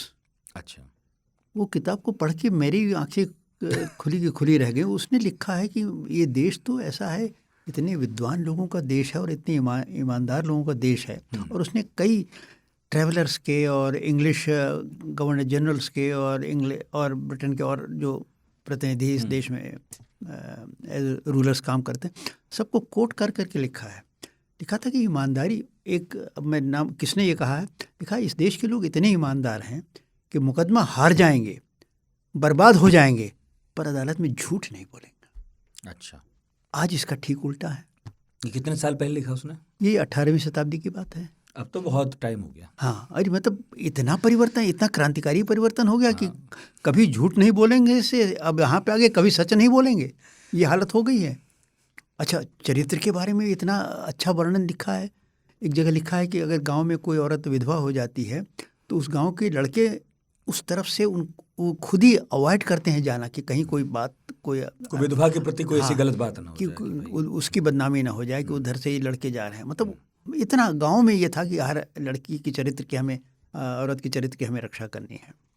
और अब अखबार पढ़ लीजिए और इतना सवेरे सवेरे एक समरसेट मॉम ने कहा था कि we read our newspapers as our ancestors read Bible. तो आज बाइबल तो नहीं हम पढ़ते, हम तो ऐसा पढ़ते हैं कि लगता है पोर्नोग्राफी पढ़ रहे हैं सवेरे सवेरे। किसने किसका बलात्कार कर दिया, किसने 8 साल की बच्ची, किसी 3 साल की बच्ची, किसी 2 साल की बच्ची, किसी ने बाप ने बेटे की हत्या कर दी या बेटे ने बाप को कुल्हाड़ी से मार दिया कि तुमने हमारा मोबाइल छीन लिया। ये कुछ न कुछ इस तरह की बातें निकलती है। हो क्या गया है हमारे समाज को, इतना पतन जो हुआ है, ये जो वैल्यूज़ का, जो मूल्यों की में जो गिरावट आई है वो बहुत भयंकर आई है और होती जा रही है। और उस दिशा में कोई सरकार या मैं कहता हूँ कोई न्यायालय भी कदम उठाने को नहीं तैयार है इस दिशा में। मैंने थोड़ा बहुत अपने ढंग से एक प्रयास किया। हमारी संस्कृति नाम की एक संस्था है, बॉम्बे बेस्ड है, पर उन्होंने चेयरमैन मुझको बना रखा है। तो और बना रखा है नहीं, अच्छा है, ये बना रखा है। अब वो बना रखा, मैंने कहा भाई तुम सब कार्यकर्ता तो वहाँ हो, मुझे क्यों बना रखा? अच्छा, आप इधर हैं इसलिए कह रहे हैं तो कि मैं पर यहाँ बना पे मुझे हूँ, रखा तो पर उनका नहीं सर, हमें आपका नाम चाहिए। मैंने कहा यार नाम लेने से काम बन जाए तो लोग काम बढ़ाओ। तो उसमें मैंने देखा कि अदालतें भी नहीं इस दिशा में कोई कदम उठाने को तैयार हैं। और मिनिस्ट्री ऑफ इंफॉर्मेशन ब्रॉडकास्टिंग बनी है, जो नियम हैं उन नियमों का खुल्लम खुल्ला उल्लंघन होता है, ये भी कोई कार्रवाई नहीं करते। समझ में नहीं आता हो क्या रहा है इस देश में। हम नियम की बात करें, कानून की बात करें, तो भी कोई सुनने वाला नहीं है। अब मैं ये देख रहा हूँ कि आप तो काफ़ी फिर भी जानकार व्यक्ति हैं, पुलिस में भी रहे, इतने बड़े पद पर रहे, और एक्सेस भी होगा आपका ताकतवर लोगों में, लेकिन और आप ये कह रहे हैं कि पुलिस के पास ना ताकत या वो कम है फिर भी, क्योंकि उसमें पॉलिटिकल हस्तक्षेप ज़्यादा है ना। लेकिन अगर मैं नीचे से देखूं, जहाँ से मैं आता हूँ, जो लोग पुलिस के पास जाने से कतराते रहे, डरते रहे, जिनके परिवार में कोई नहीं गया, हमें लगता है बहुत ज़्यादा ताकत है पुलिस के पास। देखिए ताकत तो अभी भी है। हाँ, मैं कहता हूँ उन सीमित संसाधनों, ज़्यादा नहीं है कुछ सर, कम नहीं होनी चाहिए। उस सीमित संसाधन से, सीमित ताकत से भी आप बहुत कर सकते हैं, परंतु यह है कि करने में आपको सेक्रीफाइस करने के लिए, आपको खामियाजा भुगतने के लिए तैयार रहना चाहिए। आदमी क्या दिक्कत क्या है, अरे क्या करेंगे, एक अच्छे पद से हटा के कहीं रद्दी पद पे पटक देंगे। हमें पैसा तो बनाना नहीं है। अगर आपकी नीयत सही है तो आपको कोई चिंता नहीं होनी चाहिए। हमें तनख्वाह तो वही मिलेगी। मैं ज़्यादा काम कर रहा था, आप कम काम मुझसे ले रहे हैं, तनख्वाह तो मुझे वही मिल रही है, कोई फर्क। अब वो कुछ अलाउंस वगैरह। दूसरी तरफ अगर मैं अब ये जरूर है कि लाइन्स की हालत देखूं, अब ये जरूर है कि कुछ पद ऐसे हैं जिनके साथ बहुत सारे और आमदनी जुड़ी हुई है, और कुछ पद एकदम शाकाहारी पद हैं। हाँ लेकिन मैं कह रहा हूँ कि अगर मैं पुलिस लाइन्स की हालत देखूं, फिर मेरी सहानुभूति पुलिस के साथ चली जाती है। क्योंकि ऐसे हालात, मतलब चूंकि हम भी कई शहरों में रहे और पुलिस में, मतलब हमारे जो दोस्त थे उनके माता पिता रहे, तो उनके बहाने हमारा कभी जाना होता था, तो उनकी हालत देख के तो ये लगता है कि भाई जानवरों से ही बदतर हालत है। पुलिस के क्वार्टर्स देखे नहीं जाते, कैसी हालत में लोग रहते हैं। एक मैंने खुद मेरठ में देखा, मतलब मैं नाम लेके कह रहा हूँ कि पुलिस लाइन में एक लंबा हॉल है और खाट लगी हुई हैं, और वहाँ पर बस कुछ है ही नहीं सुविधा। मैं जेल तो नहीं गया और ऊपर वाला करे कभी जाऊँ भी ना, पर मुझे ऐसा लगा जेल इससे क्या ही ख़राब होगा, ऐसा ही है जेल, ऐसी है पुलिस की हालत। नहीं, आप थाने में देखें। आप ठीक कह रहे हैं, और ये इसके दो कारण हैं। एक तो हाउसिंग के लिए धन आवंटन की कमी, एक बात। दूसरी बात, वर्तमान पीढ़ी के जो पुलिस अफसर है, मुझे बड़े अफसोस के साथ ये बात माननी पड़ रही है। हम लोग को ये सिखाया गया था कि तुम जब ज़िले में जाते हो तो देखो ये सब तुम्हारे बच्चे हो, treat them as your sons and your daughters. तुम उनको, और अगर ऐसे ट्रीट करोगे तो वो तुम्हें अपना माई बाप समझते हैं। हमें तो याद है, हमें मतलब मैंने नौकरी शुरू की थी कानपुर में, अभी मैं एएसपी था, एकदम नया रंगरूट समझ लीजिए। पर थोड़े ही दिन में पुलिस कर्मियों को मुझ पर इतना विश्वास हो गया कि थोड़े दिन में देखा वो पारिवारिक डिस्प्यूट लेके मेरे पास पहुँचने लगे कि इन साहब के पास, ये साहब ठीक हैं, इनके पास चलो ये हमारा पारिवारिक मामला भी हल कर देंगे। कभी कभी औरतें अपने पति की शिकायत करने पहुंच जाती थी, वो पीता है और पी के आके हमें पीटता है, ज़रा साहब उसको समझाइए आप।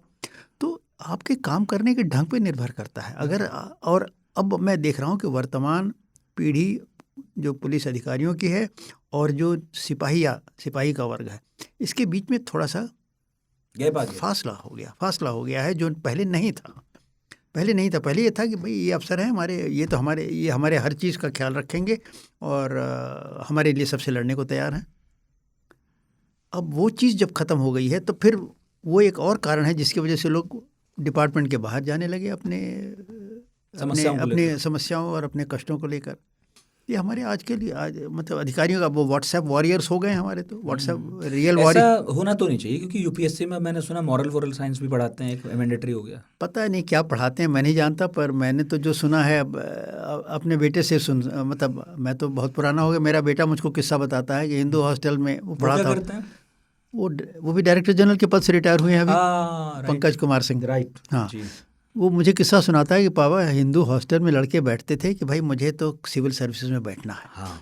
सिविल सर्विसेज में आ जाएंगे, 5 साल में इतने करोड़ रुपए बना लेंगे, उसका नौकरी को लात मार देंगे, कहीं जांच वाँच बाद में लग जाए, इसलिए पैसा कमा के बाहर। तो अभी नौकरी नहीं गए और पैसा कमाने की शुरुआत।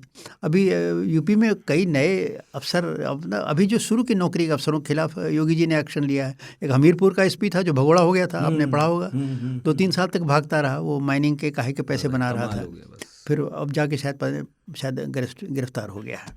तो आजकल की मतलब नई, मैंने कहा ना, ये मूल्यों में जो गिरावट आई है, संस्कारों का जो अभाव है, और भारतीय संस्कृति की मतलब बात ही रह गई है। भारतीय संस्कृति के बारे में आप पूछिए आजकल के लोगों से, उस पर तो हम बस गर्व करते हैं अब।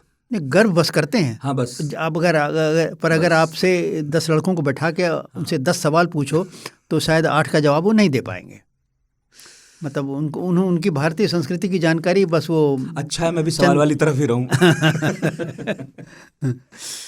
अच्छा, एक मन में मेरे प्रश्न था, मैं छात्र जीवन में थोड़ा आंदोलन से जुड़ा रहा, तो मैंने कहा पूछूंगा। किससे जुड़े रहे? आंदोलन से कभी ना कभी।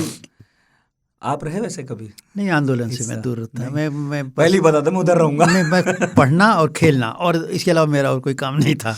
तो लेकिन किसी लोकतंत्र का एक अहम हिस्सा है जन आंदोलन, और हमने देखा इसमें हिंसा भी हो जाती है कई बार, तो पुलिस से अक्सर क्लैश होता है। ऐसा क्यों होता है?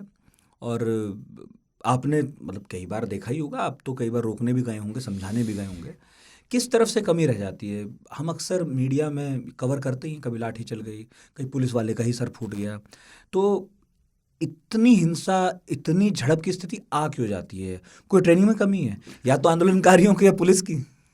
देखिए, इसमें कई बातें हैं। पहली बात तो पुलिस को अक्सर राजनीतिक स्तर पे जो समस्याएं सुलझा दी जानी चाहिए वो नहीं सुलझाते रहते हैं, उसको वो लटकाए रहते हैं। अब जैसे आज मैंने फ़ोटो देखी, पंजाब पुलिस को खालिस्तानी समर्थक दौड़ा रहे हैं और पीट रहे हैं।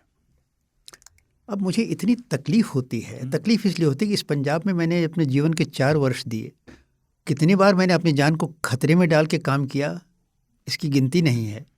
और उस पंजाब की आज ये हालत हो रही है, पुलिस को दौड़ा के। अभी हरियाणा में तो मैंने रिजर्वेशन एजिटेशन में देखा था, अब आप पंजाब में हो रहा है। तो इसके माने राजनीतिक नेतृत्व में और अधिकारियों से निर्देश में कहीं ना कहीं बहुत बड़ी कमी है। मैं देखिए, मेरा सोचने का तरीका ज़रा अफसरों से बहुत अलग है। मैं कहता हूँ कि रूल ऑफ लॉ इन्फोर्स करने के लिए, कानून का राज स्थापित करने के लिए तुमको किसी के आदेश की ज़रूरत नहीं है। लोग कहते हैं, पूछो इसमें क्या करें, इन समर्थकों को मारे कि नहीं मारे? अरे भाई, खालिस्तानी समर्थक हैं, घोड़ा दौड़ा रहे हैं, तलवार लेके चला रहे हैं, आज तुमको पीट रहे हैं, तुम क्या वहाँ अहिंसा करने गए हो? उसको तो तुम्हें अपने बल प्रयोग करके उनको ठिकाने करोगे। हाँ, बल प्रयोग करके ठिकाने लगाओ। उसके लिए you don't require any orders from home department, you don't require orders from the chief minister. और अगर तुम जो अखबार में बार बार लिखते हैं, या यही लोग उनको फीड करते होंगे कि साहब ये तो आप सरकार ने सरेंडर कर दिया। अब सरकार ने तो सरेंडर किया या नहीं किया वो मैं नहीं जानता, पर आप ज़मीन पे जरूर सरेंडर कर रहे हैं। आपका कोई ख़राब अनुभव रहा? मतलब पुलिस के काम में नेताओं का हस्तक्षेप रहता, आप बोलते भी रहते हैं, आपका कोई इस तरह का अनुभव रहा कि बहुत ख़राब इस मामले में? नहीं, बहुत ख़राब अनुभव तो मेरे नहीं हुए, क्योंकि हमारा काम करने का तरीका ये था, लोग जानते थे कि ये सुनेंगे नहीं। फिर आपको कैसे डीजीपी बना दिया? कैसे डीजीपी? और आप सर्वाइव कैसे कर गए फिर? मुझे मेरी रेपुटेशन से मैं सर्वाइव कर गया। असल में डीजीपी यूपी, दो जगह के डीजीपी यूपी बनने के पहले और डीजीपी आसाम बनने के पहले मैंने पंजाब में अच्छा काम किया, कश्मीर में अच्छा काम किया, नागालैंड में अच्छा काम किया। ये सब तो लोगों ने कहा कि इस आदमी की रेपुटेशन बड़ी अच्छी है, अच्छा काम काफी होता है, आप ही तो मना कर रहे हैं अभी। और जितने दिन प्रदेश में काम किया, मतलब ठीक है, एक आध जगह से हटाए गए बेइज्जत करके, पर यह है कि पर जनता ने ये माना कि भाई ये आदमी साफ सुथरा है, और लोगों में ये छवि हो गई कि ये आदमी बड़े से बड़े नेता के सामने खड़े होकर अपनी बात पे अड़ा रह सकता है। ये छवि मेरी बन गई निकाले जाने के बाद, क्योंकि मुझ पे आरोप लगते रहे। मैंने कहा नहीं, मैंने सही किया। नहीं, पर नेताओं से कैसे आपने टैकल किया? देखिए, मेरी रेपुटेशन ऐसी बन गई थी कि 50% नेता मेरे पास आने के जाए कि न जाए ये सोचते थे कि आदमी काम करेगा नहीं, खर दिमाग आदमी है, इसके नीचे वाले के पास चले जाओ कहीं। तो हमारे पास 50% नेता तो आते नहीं थे। 50 बाकी लोग जो आते थे वो सोच के 25-30% सोच के आते थे, भाई चलो चांस ले लेते हैं, हो गया तो हो गया। 10-15% ऐसे रहते थे जो तंग करते थे। तंग करने करो भाई, हम आपको रिस्पेक्टफुली बात करेंगे, पर आपकी बात नहीं करेंगे, आपका काम नहीं करेंगे। लेकिन आप मुझे एक बात बताइए, चलिए डीजीपी स्तर का अधिकारी तो फिर ऊपर बैठता उठता है, और अच्छे अफसर के एक बात ये बता दें, जब राजनेता मुश्किल में पड़ता है ना, तो अच्छे अफसर ही ढूंढता है। ये तो है। फिर ढूंढता है भाई कोई लाग मेरी इज्जत बचाओ, ऑब्वियसली मेरी इज्जत बचाओ, जो काबिल है उसी से काम करवा सकते हो आप। कि मतलब इनकाउंटर होना चाहिए। मतलब इनकाउंटर माने फर्जी इनकाउंटर। बिल्कुल। हाँ, ये तो हैदराबाद का जो इनकाउंटर हुआ था जिसमें हाँ, तथा नारे लग रहे थे वहाँ तो। बलात्कारी 4 आदमी हाँ। मारे गए थे और उसके बाद कितनी फूलमाला बिल्कुल। से लोगों का स्वागत हुआ था और सरकार ने इसका समर्थन किया था। पर वो जुडिशल कमीशन में तो सब उनके खिलाफ मर्डर केस दर्ज हो गया है।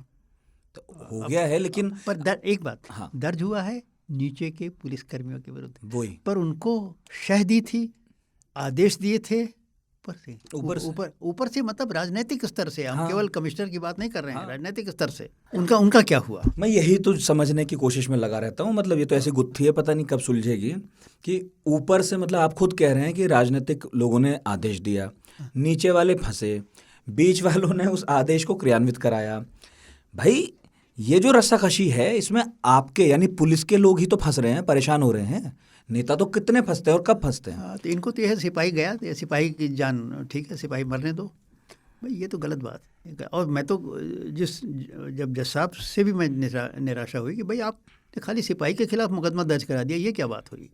अरे या तो आप किसी के खिलाफ ना दर्ज कराइए, या आप जब आपको मिल गया है तो आप लिखिए what is the accountability of the chief minister and the home minister of the state, what is the accountability of the home secretary of the state, what is the accountability of the DGP of the state and the commissioner of police। ये सब लोग भी तो जिम्मेदार हैं। ये ऊपर वाले बच जाते हैं और फंस जाता है बेचारा गरीब सिपाही। लेकिन जनता में जो स्वीकृति आ गई है इस तरह के एनकाउंटर्स को लेके, उसकी एक बड़ी वजह ये नहीं है कि जो ट्रायल चलते रहते हैं चलते रहते हैं। ये विकृति आ गई है। और मैं हमेशा ये कहता हूँ कि जो फेक एनकाउंटर्स को जो सैंक्टिटी दी जाती है या इसकी जो मांग होती है कि ऐसा होना चाहिए, it signifies the collapse of the criminal justice system. Criminal justice system अगर ठीक काम करे तो ऐसी बात जनता करेगी ही नहीं। अभी थोड़े दिन पहले खबर निकली थी कि एक आदमी 100 रुपये का कोई घूस लिए था, रेलवे क्लर्क, और वो आदमी 74 साल का हो गया और उसको अब सज़ा हो रही है 30 साल के मुकदमेबाजी के बाद। अब भाई ये कौन सा इंसाफ है। देर है पर अंधेर नहीं ना। भाई इतना देर करिएगा तो अंधेर क्या, ये तो गर्त बराबर है, नरक है। तो ये भी तो एक फ्रस्ट्रेशन है ना, पुलिस में भी, लोगों में भी। हाँ, फ्रस्ट्रेशन तो है ही, और कई बार नेताओं में भी। हाँ, नेताओं में तो क्या फ्रस्ट्रेशन, वो सारा फ्रस्ट्रेशन अपना खा पी के बराबर कर लेते हैं 1% 2% जो ईमानदार है वो उनको अलग छोड़ दीजिए। आपकी संस्था जो रही है जिसमें आप 5 साल चेयरमैन थे, 2021 का उसका एक सर्वे था, मैं पढ़ रहा था, उसमें यूपी बिहार की पुलिस सबसे नीचे है, आंध्र तेलंगाना की सबसे ऊपर। सबसे नीचे पायदान वाली पुलिस क्या गलती कर रही है? अब उन्होंने स्मार्ट पुलिस का सर्वे जो था, स्मार्ट पुलिस के बारे में उन्होंने सर्वे किया था। अब देखिए, ये सर्वे ऐसे तो बहुत अच्छा प्रयास था, पर इस सर्वे के रिपोर्ट में भी हमने ये लिखा है कि भाई इस सर्वे को बहुत रिप्रेजेंटेटिव हम नहीं कह सकते, क्योंकि आंध्र और तेलंगाना में ज़्यादा लोगों ने रिस्पॉन्ड किया, यूपी के लोगों में रिस्पॉन्स भी बहुत कम मिला। अब इत्तेफाक से जो रिस्पॉन्स मिला वो सब नेगेटिव मिल गया।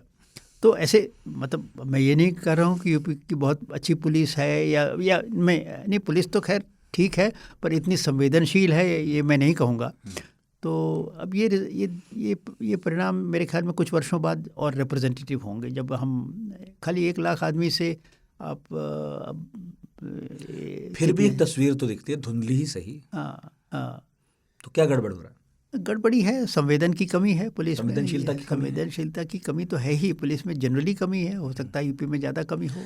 सर ऐसा नहीं है कि जब रोज़ लाश देखता है कोई व्यक्ति, जब रोज़ ये पेटी क्राइम्स होते देखता है, सब होता है, तो धीरे धीरे कम हो जाता है। मतलब मैं आपको टोक के एक बात कह रहा हूँ, सही बात है, ये मीडिया वालों में भी हो जाता है। जो आदमी फ्रस्ट्रेशन में है, पता नहीं कितने आदमी फ्रस्ट्रेशन में, ये भी इसका भी सर्वेक्षण होना चाहिए। पर जो आदमी फ्रस्ट्रेशन में है, जिसको मतलब आप 14 घंटे ड्यूटी देनी पड़ रही है, कोई मनोचिकित्सक नहीं है उनके पास, फिर आप कह रहे हैं घर जाके उसको रहने का घर नहीं है, और फिर उसको मतलब केवल जिसे कहा जाता है ब्रिक बैट्स मिलते हैं, बुके तो कभी मिलते नहीं हैं। तो उसको समाज के खिलाफ एक थोड़ा सा एक अंदर से हो जाता है कि गाली भी खा रहा है, कि तो बेईमानी होगा। गाली भी खाना, अच्छे काम का कोई अप्रिसिएशन नहीं, तो आदमी फ्रस्ट्रेशन में हो सकता है उसकी संवेदना अपने आप थोड़ा कम हो जाती है। और कोई मनोचिकित्सक नहीं कि भाई जाके कहीं कोई सेशन, मनोचिकित्सक तो छोड़िए भाई, जो चीज़ आपके अधिकार में है आप कम से कम वैकेंसी तो भर सकते हैं। ये वैकेंसी नहीं भरते आज की तारीख में, 5 लाख क्यों नहीं भरते? ऐसा है कि पुलिस में जो इन्वेस्ट किया जाता है उसका रिटर्न वोट के रूप में कभी नहीं आता। मैंने तो सुना ये पुलिस, भाई एक पुलिस वाला भर्ती होता है, उसके पीछे परिवार इतना कुनबा, वो भी तो वोट देता ही है। वोट देता है, पर मतलब और जैसे आपने और स्कीमें चला दी तो उसका तो एक रिटर्न आता है। पुलिस को तो सोचते हैं ये पैसा गया, इतना पैसा खर्च हो गया, पता नहीं उसका क्या रिटर्न इसे कहीं होगा, और लगा दे। कहीं और लगा। पर मेरा ख्याल है कि नौकरियां देने से भी वोट मिलता है। नौकरियां देने से भी वोट मिलता है, जहाँ बिल्कुल मिलता है। हमें समझ में आ रहा है, पर उन्हें नहीं आ रहा जिन्हें देनी है। बिना काम किए पैसा दीजिए तो उसका और पैसा, उसका और वोट मिलता है। बिना काम किए, जैसे मनरेगा वगैरह, बिना काम किए आप या फर्जी काम करके आप पैसा घर बैठे गांव में ही पैसा कमा रहे क्या हैं। सिर्फ यही बात है कि भर्तियां नहीं होती? यही बात है, उदासीनता है, पुलिस विभाग के प्रति उदासीनता है। जितने आदमी हैं थोड़ा सा इनसे काम लो, इतने काफ़ी हैं। एक तरफ इतनी उदासीनता है, एक तरफ ये मतलब हाँ प्रवृत्ति है कि हमारे हाथ में रहे, ये तो हमारी सेना की तरह है, इसको इसका इस्तेमाल करना है। पर पुलिस उदासीनता है प्लान्ड। आप देखिए पुलिस के बजट में अभी प्रवीण स्वामी ने बड़ा अच्छा लेख लिखा है। हाँ। कोई पैसा ही नहीं दे रहे हैं, इस तरह से बिना पैसा दिए आप कैसे। बजट की बात कह रहा था मैं। उसी संस्था ने जो टेक्नोलॉजी एडॉप्शन के मामले में सर्वे किया, तो बिहार छत्तीसगढ़ की पुलिस फिसड्डी है, यूपी भी है उसमें। और आपने तो यूपी पुलिस में काम किया, डीजीपी रहे। पुलिस वाले तकनीक सीखना नहीं चाहते या सरकारें सो रही है, उन्हें लगता नहीं है कि भाई इन्हें भी लेस करो तकनीक से। अल्टीमेटली सरकार का ही काम कर रहे हैं वो। देखिए तकनीक कुछ हद तक तो खैर सीखने को सब तैयार हो जाते हैं, पर अब देखिए अब क्राइम जो है इतना टेक्नोलॉजी ड्रिवन हो रहा है। सच है कि मेरी बराबर ये संस्तुति करता रहा हूँ कि देखिए अब पुलिस में ये जो दरोगा भर्ती करते हैं और कानून पढ़ा के और लेफ़्ट राइट मार्च करा के उसको आप सब इंस्पेक्टर बना देते हैं, वो टेक्नोलॉजी टेक्नो सेवी कितना है ये एक अलग विषय होता है। साइबर सेल भी वही चला रहा है फिर। और जो वो सोचता है कि मेरा काम तो है डंडे से लॉ एंड ऑर्डर मेंटेन करना और थोड़ी बहुत तफ्तीश कर लेना, बस वो यही जानता है।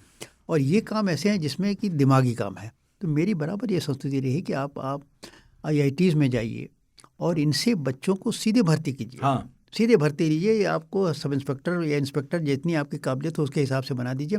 बेटे तुम कुछ नहीं करोगे, बस साइबर क्राइम देखो तुम। साइबर क्राइम इस समय सबसे बड़ी समस्या होने जा रहा है। वॉरेन बफेट ने कहीं कहा है कि ये वर्ल्ड वॉर से भी ज़्यादा खतरनाक चीज़ है साइबर क्राइम। रोज़ किसी न किसी का पैसा कहीं ना कहीं गायब हो रहा है। हाँ। बैंक अकाउंट साफ हो जा रहे हैं। हमारे गरीब ड्राइवर वो कह रहे हैं एक दिन हमारा 34,000 रुपया निकल गया। अब इस तरह की समस्याएं रोज और इसे वो दरोगा साहब सॉल्व कर रहे हैं जो खुद नेट बैंकिंग नहीं करते। दरोगा साहब को अभी थोड़ी मुश्किल है, अभी टेक्नोलॉजी उनको समझ में नहीं आती, और टेक्नोलॉजी के लिए जो पेशेंस चाहिए और जो दिमाग चाहिए वो दोनों नहीं है उनके पास। तो उसके लिए ट्रेनिंग कुछ नहीं है। you need to have a separate cadre of boys and girls who are techno savvy, और जिनके पास उनको सादे कपड़े में रखो, यही अपराध ये जो तकनीकी अपराध हैं उनको इनसे काम कराओ। पर हमारी जो सोच है कि वो दरोगा सब काम कर देगा, मर्डर काम का भी कर देगा, डकैती भी कर देगा, लॉ एंड ऑर्डर साफ कर देगा, आपका डाइवोर्स भी, आपका विमेंस क्राइम भी देख लेगा, चाइल्ड पॉक्सो भी देख लेगा, सब देख लेगा। मतलब उसको आप सुपरमैन समझते हैं, वो सुपरमैन नहीं है। अच्छा, स्ट्रक्चर में प्रॉब्लम है? स्ट्रक्चरल प्रॉब्लम तो है, वो तो मैंने बताया। उसके लिए जो स्ट्रक्चर्स, सुप्रीम कोर्ट ने 3 नए स्ट्रक्चर्स की बात की है। State security commission, police establishment board, police complaints authority. ये तीनों ठीक से बन नहीं रहे, और जब बने हैं तो उनमें उन्होंने उसके कंपोजिशन में डाइल्यूशन कर दिया है या उसकी पावर से कर्टेल कर दी हैं। तो हर जगह मतलब स्ट्रक्चर इन द सेंस, क्या इसमें भी जैसे अलग अलग सूबे का अलग अलग हिसाब होता है, मतलब लेकिन कई बार आपने महसूस किया हो, यदि असम और यूपी और पंजाब भी आप सर्व करते रहे, कि भाई एक दरोगा है, उसके नीचे कितने लोग होने चाहिए, उसे कितनी पावर होनी चाहिए, ऊपर फिर कौन होना चाहिए, हर ज़िले में ही कमिश्नर हो क्या, इस तरह के स्ट्रक्चरल प्रॉब्लम भी है? नहीं, स्ट्रक्चरल प्रॉब्लम ये है जैसे मेट्रो टाउन्स में कमिश्नरेट होना चाहिए जिसकी 10 लाख से ऊपर आबादी। जैसे पुलिस कमिश्नर ने तो कहा था 5 लाख से ऊपर, मैंने कहा नहीं भाई 10 लाख से ऊपर दे दो। तो अब धीरे धीरे कमिश्नरेट यूपी में बढ़ रहा है। अब देखिए 40 साल पहले ऐसे डिक्लेयर हुआ था, जब मैं DIG था तब डिक्लेयर हुआ था कि कानपुर में पुलिस कमिश्नरेट होगा। वो उसको IAS लॉबी ने होने नहीं दिया, और अब जाके योगी जी के डिटर्मिनेशन से वो हो पा रहा। अच्छा, IAS वालों से खूब भिड़े रहते हैं IPS, इनमें कब कोऑर्डिनेशन होगा? कोऑर्डिनेशन तो देखिए हम लोग तो कहते हैं भैया हम छोटे भाई हैं, हमको छोटे भाई की तरह ट्रीट करो, पर ये हमको जूते की तरह जब ट्रीट करते हैं तब ज़रा मुश्किल हो जाती है। अधिकार तो इतने साफ हैं, फिर क्या दिक्कत है? नहीं, अधिकार तो सब कुछ साफ है, कानून की किताब साफ है, पर पावर उनको ज़्यादा है, और वो रोज़ मिनिस्टर के अगल बगल बैठे रहते हैं, रोज़ उनके कान में कुछ न कुछ फुसफुसाते रहते हैं। हम लोग को तो कभी मौका मिलता है तो मिलता है, DGP को भी कभी कभी मौका मिलता है, जब मीटिंग में हुआ या मुख्यमंत्री ने बुला लिया तो ये they are there from morning to evening. पता नहीं क्यों इनको हमसे परेशानी है। हम तो हमेशा ये कहते हैं भाई तुम लोग बड़े भाई हो, बड़े भाई की तरह रहो, पर हमको छोटे भाई तो रखे रहो, हमको नौकर मत बनाओ। जो तंत्र है इसमें वाकई इस तरह मतलब आम लोगों को नहीं पता, इसलिए मैं आपसे पूछ रहा हूँ, इस तंत्र में कम्युनिकेशन का इतना प्रॉब्लम है? कम्युनिकेशन जहाँ देखिए समझदार हो वहाँ तो कोई प्रॉब्लम नहीं होता। और ईगो है तो अब हमारे डीएम थे, वो हमको हमेशा बड़े, वो हमसे उम्र में हम बड़े थे, सीनियरिटी है, तो हमेशा हमें भाई साहब करके बात करते थे। और हमेशा जब तब मेरे घर आ जाते थे, कोई सीरियस सिचुएशन हो और ये हो कि भाई जॉइंट सिग्नेचर से डीएम और एसपी दोनों को साइन करना है, होम डिपार्टमेंट को रिपोर्ट जानी है, भाई साहब आप चिट्ठी बना दिए, वो आके दस्तखत कर देते थे, पढ़ते भी नहीं थे। तो अगर समझदार हो तब तो कोई समस्या नहीं है दोनों तरफ से। पर यह है कि जब ये ईगो के प्रॉब्लम आ जाता है, मैं 30 मार खा हूँ, तब प्रॉब्लम होने लगता है। तो प्रकाश जी, ये जो पुलिस का आज हम रूप स्वरूप देख रहे हैं तो अंग्रेज़ों ने बनाया था, और अंग्रेज़ों ने क्यों बनाया था, क्या सोच के बनाया था, क्या उन्हें पर्पस सॉल्व करना, हमें अंग्रेजों मालूम का है। तो पर्पस बिल्कुल क्लियर था, क्लियर आपको था। मालूम क्यों नहीं है? अंग्रेजों नहीं, का हमें तो मालूम है, हमें क्या हाँ, है। आपको मालूम है अंग्रेजों का पर्पस था कि इस तंत्र के द्वारा हमें इस भारत के लोगों पर हुकूमत करनी है। बस। हाँ। और उसमें फिर एक आपने ही किताब में जिक्र भी किया, एक व्यक्ति और था जिसने कहा कि भाई स्थानीय लोगों को करो, आप उन्हें बनाओ पुलिस, ये ज़्यादा बेहतर समझते हैं। पर मैं पूछ रहा हूँ आपसे, आज भी पुलिस में बहुत सारे लोग इस तरह का बिहेवियर रखते हैं आम लोगों के प्रति, जैसे अंग्रेज़ों की पुलिस हो, ये ट्रेनिंग में जैसी भी होती होगी। आपने क्या कमी पाई और अपने तरफ से क्या प्रयास किया? आप तो डीजीपी रहे। देखिए, प्रयास तो मैंने बहुत किया और प्रयास का परिणाम हमारे कार्यकाल में दिखा। जैसे मेरा पीरियड ख़त्म हो रहा था डीजीपी का, तो एक नेशनल डेली ने, हिंदी के नेशनल डेली ने एक लेख निकाला, और उस लेख की हेडिंग थी उत्तर प्रदेश में प्रकाश की किरण। अच्छा। और उन्होंने यही लिखा था कि आज पुलिस उत्तर प्रदेश की सभ्य हो गई, जनता से सही बर्ताव कर रही है और जनता का पुलिस में विश्वास बढ़ा है। ये उस समय का एक लीड आर्टिकल है। ये आप अभी भी आप चाहें तो मैं उसकी आपको भेज दूंगा फोटोकॉपी। नहीं, मैं तो आप पे भरोसा कर ही रहा हूँ, मुझे आपके बारे में पता हाँ, है। तो अगर प्रयास किया जाए तो बहुत कुछ हो सकता है। पर दुर्भाग्य ये भी है कि विभाग में भी मैंने देखा है, एक कदम आप आगे लेते हैं, फिर कोई अगला ऐसा आदमी आ जाता है कि वो 2 कदम पीछे ले लेता है, फिर गाड़ी वहीं रह जाती है। तो क्या है, जब सरकारें बदलती हैं, उसमें बैठे लोग बदलते हैं, उसका भी कुछ पुलिस पर असर पड़ता है? वो भी बदलते हैं, उसे बहुत देख के? बदलते हैं, बिल्कुल। ये तो देखते हैं कैसी सरकार आ गई और फिर उस हिसाब से काम करो। वही पुलिस वाला अच्छे से बात कर रहा है और अगले दिन हाँ, वो ये आ गए, ये तो भैया ये तो खाने पीने वाली सरकार है, ये गुंडों को फ्री हैंड देगी, तो फिर ठीक है, अब हम भी गुंडाई कर रहे हैं और हम भी खाना पीना शुरू कर दिए। ये तो आपके हाथ में ताकत है, तो फिर अब पैसे बनाने की ताकत भी है। प्रेम है, कह रहे हैं कि पुलिस में अधिकारी वर्ग और जवान वर्ग में इतना विभाजन क्यों है? एक्चुअली ये आपने अभी बोला भी था। जी। और क्या कारण है कि पुलिस में संवेदनशीलता का भयंकर अभाव है? नहीं, अब देखिए, अधिकारी वर्ग और जवानों में थोड़ा फासला ज़रूर हो गया है, और मेरे ख्याल में मतलब पुलिस अधिकारियों की इसमें ज़्यादा दोष है। उनको चाहिए कि हमेशा अपने मतलब अपना जो बॉन्डिंग है, अपना जो संबंध है नीचे के अधिकारियों से, हाँ, कम से कम आपस में एकदम तो बनाए रहे तालमेल हो, और सारे पुलिस फोर्स को एक परिवार की तरह रखें। उनकी तरफ से कमी है वो है जी। इनफैक्ट अभी कृष्ण नगर कोटी ने बताया भी कि कल रात देहरादून में पुलिस ने शराब के नशे में छात्रों और छात्राओं के साथ लाठीचार्ज किया, जो भी, और असंवेदनशीलता हुई वहाँ, मतलब दिखी काफ़ी। और उनके अनुसार एक रिपोर्ट है, उसका नाम उन्हें याद नहीं है, कि भारत में अधिकांश पुलिस के जवान मानसिक रोग यानी कि डिप्रेशन, एंजाइटी के शिकार हो रहे हैं। कैसे निपटना चाहिए? ये तो आप मान ही रहे थे। हाँ, ये इसका यही कारण है। देखिए, अभी स्टेटस ऑफ पुलिसिंग रिपोर्ट एक आई थी 2019 में, कॉमन कॉज और टाटा ट्रस्ट वगैरह ने मिलकर बनाई थी। उसमें कहा था कि एक औसत पुलिसकर्मी 14 घंटे ड्यूटी दे रहा है। अब 14 घंटे ड्यूटी दीजिएगा और फिर खाने पीने का समय नहीं है। और एक कमल कुमार कमेटी थी, उसने अपनी रिपोर्ट में लिखा था कि भाई पुलिसकर्मी के साथ बड़ी मुश्किल है कि ड्यूटी के बाद जब घर जाता है, अभी खाना खा रहा है, तब तक फ़ोन आ जाता है कि नहीं भाई सब कुछ छोड़ के भागो, फिर आओ। तो बेचारा आधा खाना खा के भागता है थाने की तरफ कि भाई बुलाहट आ गई। तो ये सब स्थिति, इसलिए फ्रस्ट्रेशन में चलते फिर तो कई बार थप्पड़ लगाई देता। हाँ, इसी कभी इधर लगाया, कभी बीवी उधर। बच्चों पे गुस्सा अलग निकलता है और तो सामान्य हो गया, काम अलग खराब होता है। तो वही तो, जहाँ उसका डंडा चलता है फिर वहीं चलाता है। एक व्यक्ति और नाम नहीं दिख रहा है, कह रहे हैं कि क्या अधिकांश पुलिस अधिकारी सांप्रदायिकता के शिकार भी हो गए हैं? अब आजकल ऐसा भी देखने में आता है। देखिए, सांप्रदायिकता, जातिवाद पर तो आपने किया। जातिवाद और सांप्रदायिकता पुलिस अधिकारियों में उतनी ही होती है जितना कि तत्कालीन उस समय की राजनीतिक व्यवस्था में है। विपिन धनखड़ हैं, बहुत पुराने पत्रकार हैं। एक लाइन में सवाल पूछा है, पुलिस में सुधार की ज़्यादा ज़रूरत है या फिर राजनीति में? इस पर हम बात ही कर रहे थे बहुत देर देखिए, से। राजनीति तो स्रोत है, अगर राजनीति शुद्ध हो जाए तो पुलिस अपने आप शुद्ध हो जाएगी। इसलिए मेरे ख्याल में इस देश में पूरे सारा करप्शन राजनीति से शुरू हो रहा है। अगर राजनीति शुद्ध हो जाए तो बाकी विभाग अपने आप धीरे धीरे सब सुधर जाएंगे। ऊपर से नीचे का मामला क्या जी है? जी।